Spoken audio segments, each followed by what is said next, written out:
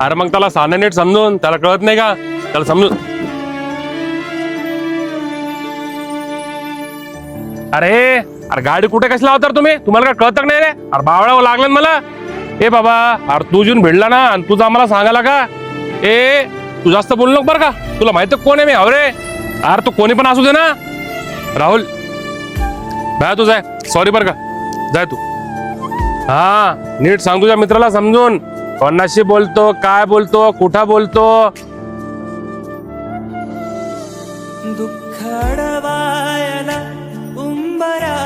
अरे काय भावा, त्याची चुकी असताना तू कशाला सॉरी बोलला त्याला? अरे जाऊ दे ना भावा, बोललो त्याला सॉरी. काय झालं एवढं त्याच्यामध्ये? तुला माहितीये ना भाई वातावरण कसं झालंय बाहेरचं. तू काय छोट्या छोट्या गोष्टी रोगच कशाला वाद करत बसायचं आपण? अरे भावा पण तुला बोलला नाही यार भाई. अरे माझ्या भावा, मला माहिती तुला राग आला मला बोलला म्हणून, पण भाई यार 2 मिनिटाच्या रागासाठी उगाच कशाला यार? एक तर त्याचं काय जर बिघडलं असतं किंवा आपलं काय जर बिघडलं असतं, म्हणून मी नको बोलतो त्या गोष्टी. अरे भावा, आपलं बिघडलं असतं का? अरे त्याचं सगळं भविष्य बनवून टाकलं असतं मी. अरे भावा, मला माहिती तू माझ्यासाठी काय करू शकतो, सांगायची गरज आहे का भाई? मला माहिती तू काय काय करू शकतो, पण भाई मी तसा मित्र नाही रे की तुझा फायदा होतो त्या गोष्टीसाठी.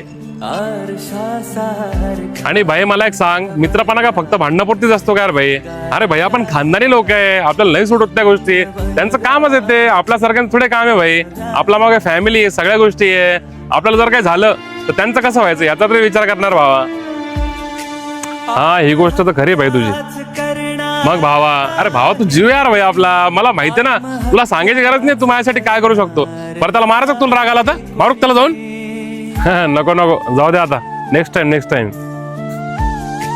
मित्र असला जवळ जर